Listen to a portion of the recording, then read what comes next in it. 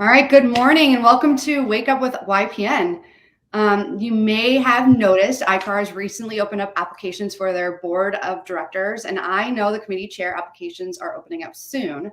So today's episode, of course, we would have the world famous Erik talk about breaking down the roles, responsibilities, and processes of taking on a leadership position and what it looks like. So today, to walk us through all that fun stuff is our immediate past president of our association, Erik Melloy. Yeah. Good morning. Thanks for having me. Thanks for coming on. So let's break down some of the areas of the discussion to smaller chunks, and we'll start down with the board of directors. Ugh, I can't talk. Who are they and what do they do? So the board of directors is our governing body of our association, and it's made up of 5 directors and then 5 leadership positions. So 10 people total. And they review and act on committee motions. They guide the association and represent the membership at large, basically. And the leadership positions, we have the treasurer, which is a 2-year position that does not automatically go up the chain of command. So that's a new role that we started about 2 years ago. Normally, the treasurer would go all the way up to president and then past president, but we've changed that. So the treasurer is a 2-year position. So if someone doesn't want to go all the way up and serve the 5 years, they can just apply for that treasurer position. But then you have your vice president, your president-elect, and currently our vice president is Paul Park, and then our president-elect is Tom Weber, and our current president is Tracy Adams, and then I'm serving this final year as past president. So what are some of the responsibilities that have come along with serving on the board, and what are the biggest benefits? So the board, like most all committees, they meet once a month. So it's not that big of a time commitment. And there is a leadership retreat every year that's held after the inaugural.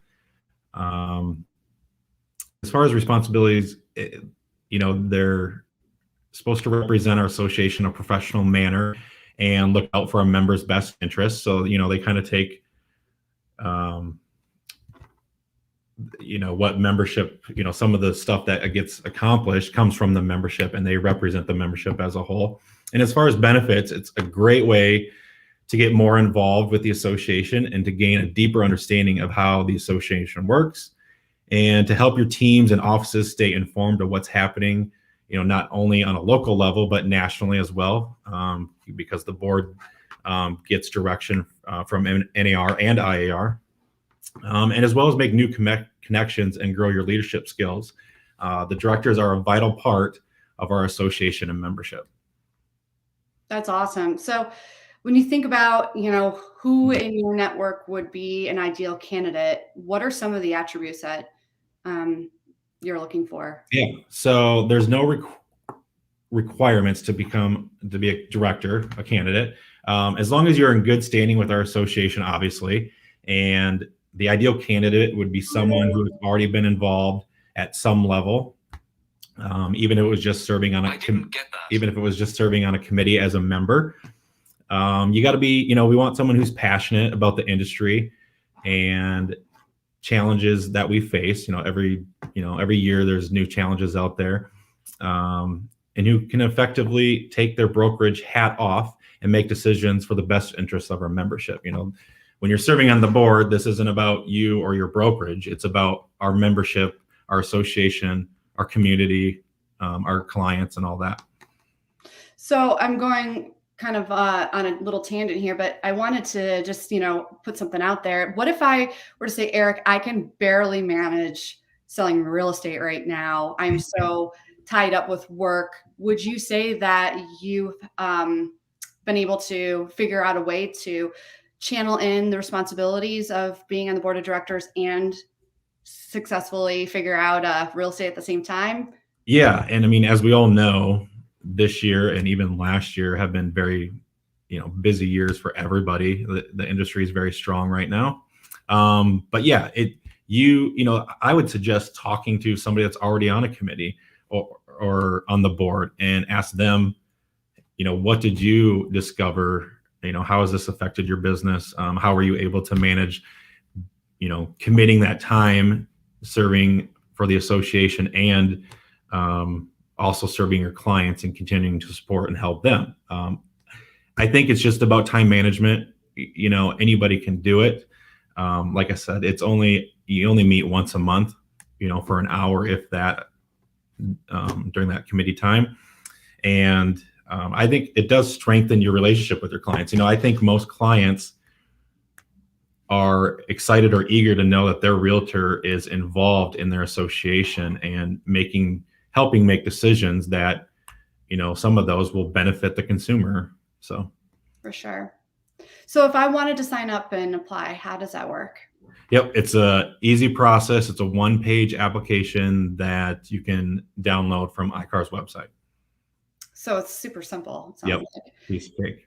So you're on the board now for your last year, and you've served for a few years. Can you talk a little bit about your experience? I mean, you touched on it a little bit, but how did you decide to apply and serve on the board, and how has it impacted you? And I know you said a few points, like, of course, it gives you a lot more notoriety and credibility, especially with your clients, but anything that sticks out in your mind as being really important?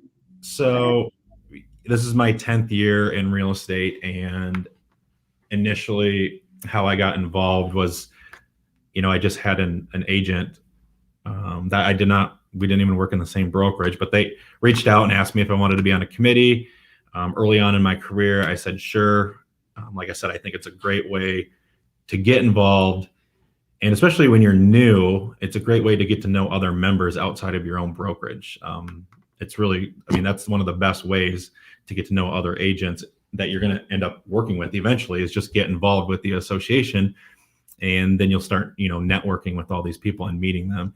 So got involved early on a committee. And then, a couple of years, tried a couple of different committees. And then that eventually led to joining the MLS committee.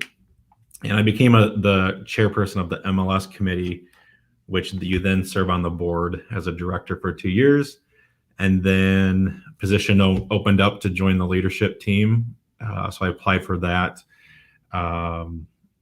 and was nominated and elected for that position. And then last year was my presidency year. And it was a unique year, as everybody knows, with COVID.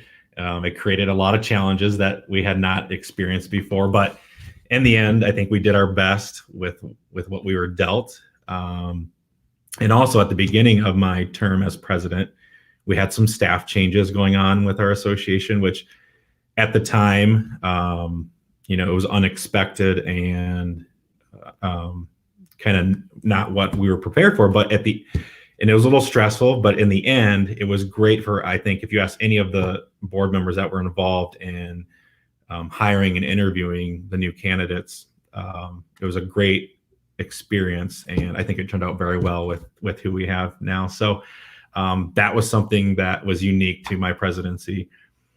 But yeah, I think, what I would do if you're thinking about getting involved is talk to people in your own brokerage that, are already involved. That's a great first step.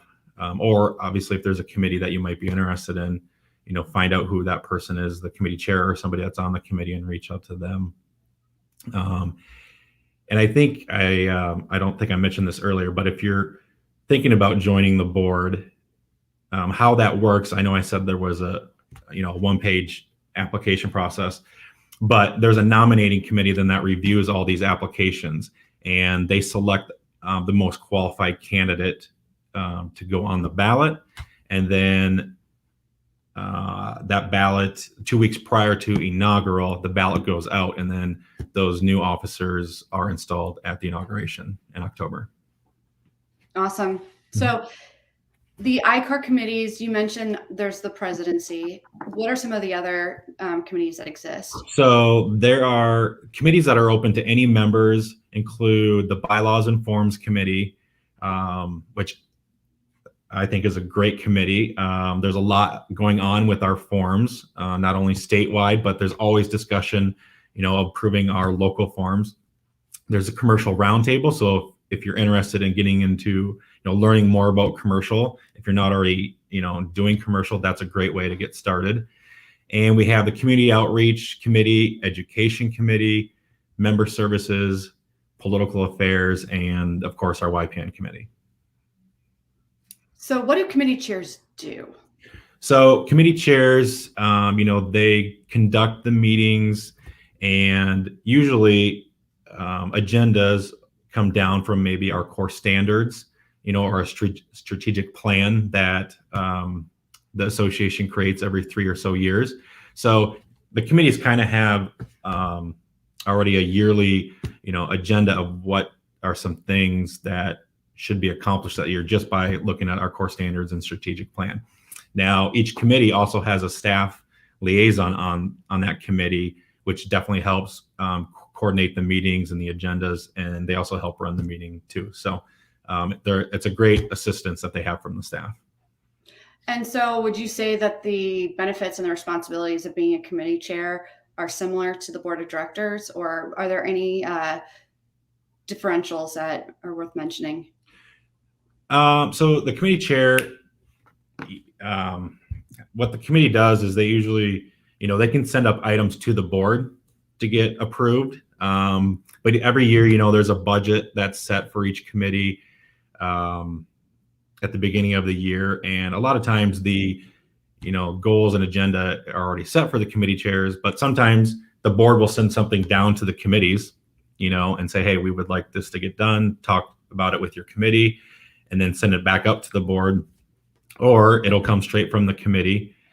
Maybe the committee is doing a new project for the Iowa City Block Party that we just had, finally it's back, and maybe they need some funding. So they would come, send a motion up to the board and say, hey, we would like you to approve this motion, and this is the reasons why. And usually, the stuff is reasonable and the board approves it. But if you want to get onto the board, the committee is probably where I would start, get involved in your committees. And, the next step would then be a committee chair most of the time, and then the board. So who's the ideal candidate for someone that would be a committee chair? So it's a great starting point, like I said, for someone who wants to get involved. If you've served on a committee before, you would be a great candidate to be the committee chair, obviously. Or if you have a strong interest in what a certain committee works on, or anyone who is excited to be involved would make a great chair. Some people are more excited about the political aspect of our, association and at state level, national level. Then obviously I would say you should probably look at joining the political affairs committee. Or if you're, you want to get different education courses that are offered, then, you should probably think about joining the education committee. And like I said, the best thing that I would do, or that, that I would recommend, is just reach out to somebody that that's on those committees and pick their brain and say, hey, what do I need to do, to get on this committee, or do you think it'd be a good fit? And I'm sure, they will help you. And anybody on the board too, if you have people in your office that are on the board of directors, just reach out to them. We would be glad, to help you and answer any questions you might have about the committee or the board. So if after this conversation, you're listening and you're like, Eric, this sounds great, I want to apply, where does someone apply? Yep. Again, you can go, applications don't open till September 1st for the committees. And it's a one-page application that you can get from ICAAR. And the incoming president reviews the applications and designates a chairperson for each committee. And how does someone figure out when they've been selected? What does that selection process look like? Yep. So for the board of directors, well, I already talked about that. You'll be on the ballot, and then that will be voted on the inaugural. But for chairs, you'll be notified by the president if you have been nominated, and everybody who's applied will be notified one way or the other. Okay. Well, Eric, this is super, super question or super, super exciting. I've got a question. I'm jumping ahead. Yeah. When do the positions actually begin? So for the board of directors, I believe those positions are open. I'm about 90% sure on that. But 2 weeks prior to the inaugural, the ballot goes out to the membership. Okay, so the positions are open. You can apply now. The nominating committee will meet.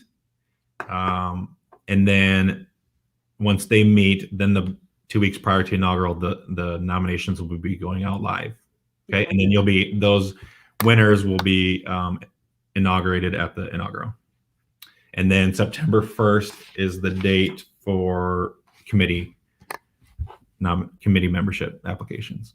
So if you serve, it's September 1st to September 1st?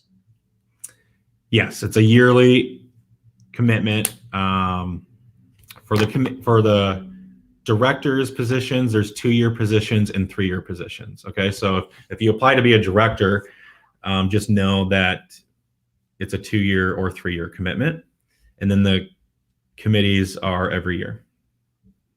Fantastic. Well, we can't thank you enough for breaking down the pluses of being on the board of directors and a committee chair. And of course, if you have any questions, feel free to reach out to Eric or anyone that is on the board of directors or serving as a committee chair. ICAAR is also a fantastic resource. If you have any additional questions, certainly don't be afraid to ask.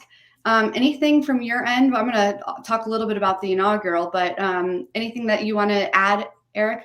Yep. Last thing I'll say is I just want to, if you're thinking about it, I would highly encourage you to get involved. It is honestly the best way to know what is going on in our industry and to help protect, consumer rights. That, in our industry, it's more than just helping people buy and sell their homes.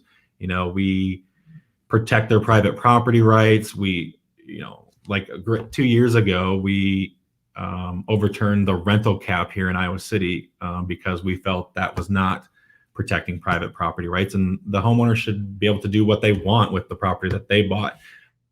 And you just, by being involved with the committees and the board, you know what's going on a greater scale on the state level and the NAR level, and you can pass that information down to your clients and say, hey, this is what I'm fighting for. I'm not just your realtor, but I'm out there trying to protect you and make decisions on a local level that help you in your private property rights. So absolutely. Not only that, but you're the first to hear if there's any sort of nationwide applications to best practices or anything that has kind of subtly evolved. You're of course going to be the first to hear and share with your clients, and hopefully adapt to whatever market shifts that we experience and bring those adaptations into our area. It's huge. Yeah. I mean, the market's always changing, and if you want to be on the pulse of what's happening, being involved is the best way to start. Absolutely. Well, all of our ICAAR leadership team is going to be at the inaugural banquet. So both the board of directors and new committee chairs are going to be sworn in at this banquet. After going virtual last year, we're super excited that this year we're going to be back in person. So expect a pretty bang up event. It's going to be amazing. And mark your calendars because it's going to be October 6th in West Branch at the Little Lights on the Lane, which if you haven't been there is fantastic. I don't know, Eric, if you've ever gone to a wedding or event there, but yeah, I haven't been there, but I heard it's a great venue. It's pretty fun and it's easy to get to. So it's going to be a great time to mix and mingle with some of the folks I'm sure you haven't seen in the flesh in a while. So more details to come on that. And thank you so much for starting our morning off right, Eric. And we thank you so much for everything that you've done to serve our board. And I know that you've done such a fantastic job and sacrificed and put in so much effort. So we appreciate you. Yes, thank you. Thanks for having me. Awesome. Well, have a great rest of your week and we'll catch you soon. Okay, see ya. Take care. Bye-bye.